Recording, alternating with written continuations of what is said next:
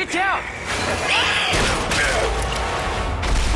In case you missed our review recently, we absolutely loved the new Resident Evil 2. It's no surprise really, we're big fans of the classic Resident Evil games, and this reimagining of one of the best loved titles from the franchise has clearly been made with those fans in mind. So we've played it and finished it at least 4 times over. That's not exactly unusual. This is a game that's been made to reward those who dig a little deeper with secrets, Easter eggs, and callbacks to the richly layered history of the series. So with that in mind and green herbs at the ready, here are 8 biohazardous secrets we found in the Resident Evil 2 remake. Be warned, spoilers for the game to follow, much like a certain Mr. X.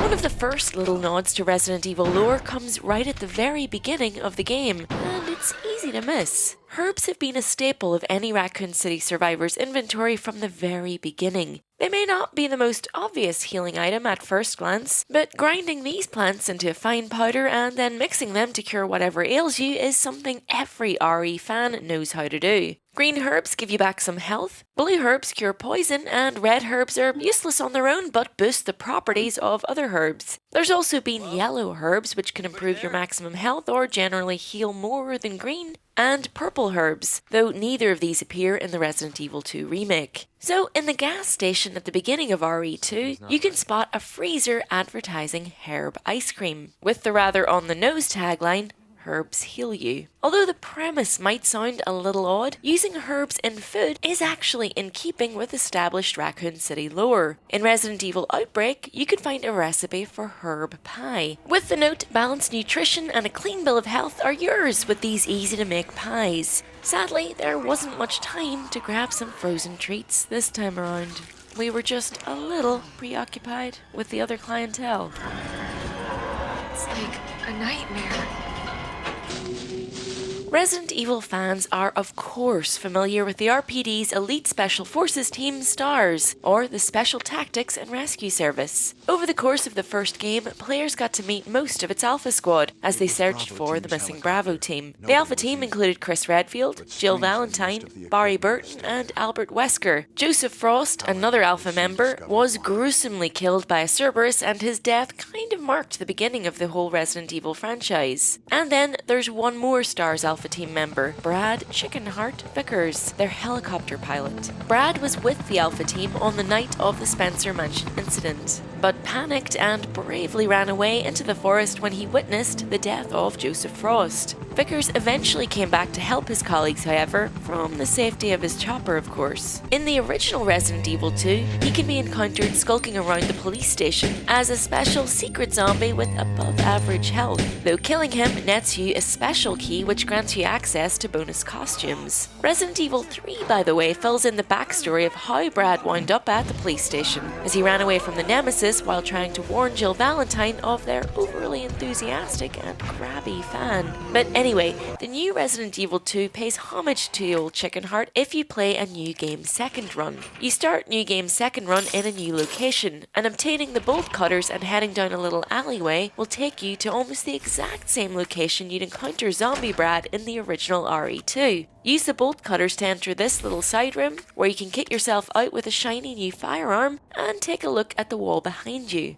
Not exactly how I pictured breaking this in. There's Brad Vickers himself in his fetching yellow gilet, advertising a job fair and hiring seminar for STARS and the RPD. Not sure he's exactly the poster boy they should be aspiring to, but it's nice to see this callback all the same.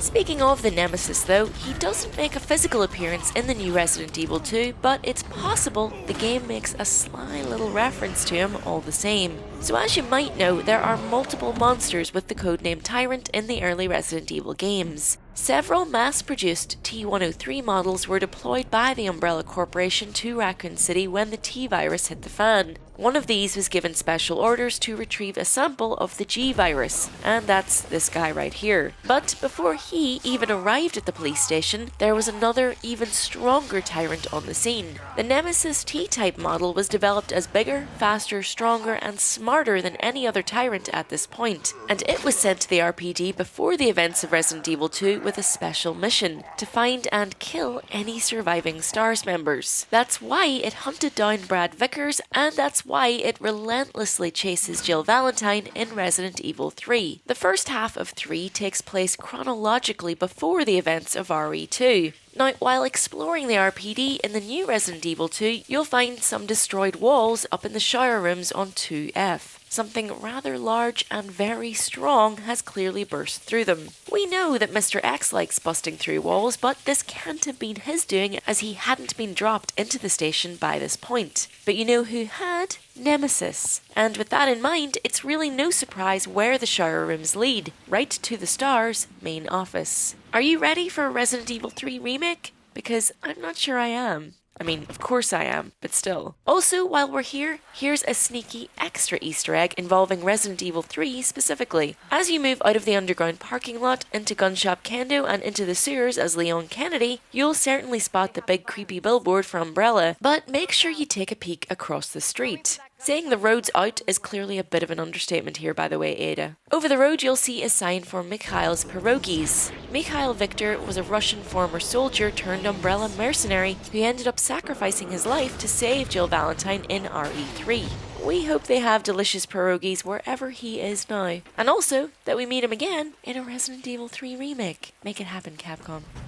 This is a rather subtle Easter egg, and definitely one for only the most detail-oriented fans. When you visited the West office in the original game, you could see that some little party favors were laid out for Leon to celebrate his first day at work in the RPD. There were party hats, paper cups, some drinks, and a little banner stuck to the side of his desk which read, "Welcome Leon."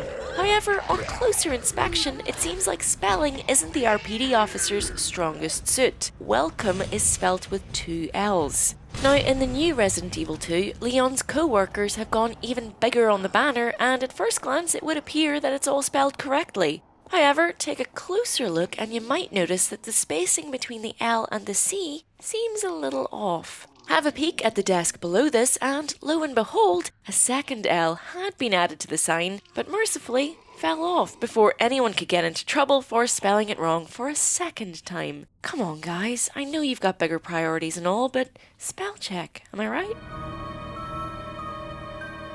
In the original Resident Evil 2, particularly diligent players could discover a secret that made Albert Wesker an even more questionable boss than he already was. If you searched his desk in the STARS office no less than 50 times, you would discover a damning roll of film tucked away beneath all the mess. Taking this to the darkroom and getting it developed would result in a photograph labelled simply Recruit, which depicted 18-year-old newly minted STARS member Rebecca Chambers in basketball gear. What this was doing hidden in Wesker's desk is anyone's guess. Anyway, the new Resident Evil 2 pays homage to this, though players don't have to skip through text 50 times in a row this time around. Thank goodness. If you find the film roll in the sewage workroom and take it back to the RPD darkroom, you can develop it to view a couple of photos of a messy desk. Correctly identifying this desk as Wesker's and going there will reward you with a wooden box containing special gun parts from the Kendo gun shop. But once you pick this up and look in the desk drawer again, you'll see another roll of film waiting to be picked up. This film roll, labelled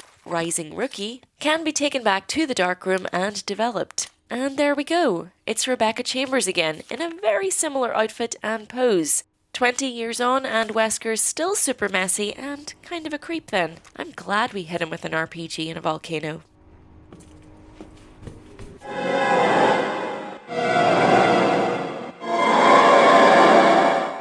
You might remember us mentioning Joseph Frost, the ill-fated STARS Alpha Team member who met his end right at the beginning of the franchise. In an old tweet, original RE2 director Hideki Kamiya said he suggested the name Joseph after being inspired by Joseph Joestar from the popular Japanese manga and anime JoJo's Bizarre Adventure. Funnily enough, the same year the original Resident Evil 2 was released, Capcom also launched an arcade fighting game based on the manga, and as a little crossover to celebrate that fact, the name JoJo was written on a locker in the main office. It's just above Marvin Branna's head when you tend to him as he lies on the floor. Now, 20 years later, there's an Easter egg of that Easter egg in the new game. Check out the lockers in the West office and you'll see the name JoJo right there in the exact same font. It's such a weird little callback for so many reasons, but it's a testament to the incredible level of detail and love that went into making this version of the RPD station feel like a true spiritual successor to the original. Resident Evil is obviously Capcom's most famous franchise about undead viral outbreaks, but it isn't the company's only one. Dead Rising, an open-world survival horror beat-em-up, released by Capcom in 2002, starred photojournalist Frank West as he attempts to survive for 3 days in the Willamette Parkview Mall in the midst of a zombie outbreak. A lovely little Easter egg in that game was a store called Jill's Sandwiches, an obvious reference to one of the most iconic lines from the original Resident Evil. That was too close. You were almost a Jill sandwich. You're right. Now it seems, all these years later, Resident Evil is giving Dead Rising a little shout out in return. In the midst of all the panic at the beginning of the new Resident Evil 2, you can spot a flyer for Frank's freelancing photography skills. It's plastered around a few spots in the streets at the very beginning of the game, but it's most visible behind this lady, who is just too busy staring off into the distance to be bothered by your gunshots. Another little reference in some of these posters, you can spy some advertising a locksmith for hire. But why would we ever need one of those when we can count the master of unlocking herself as one of our own?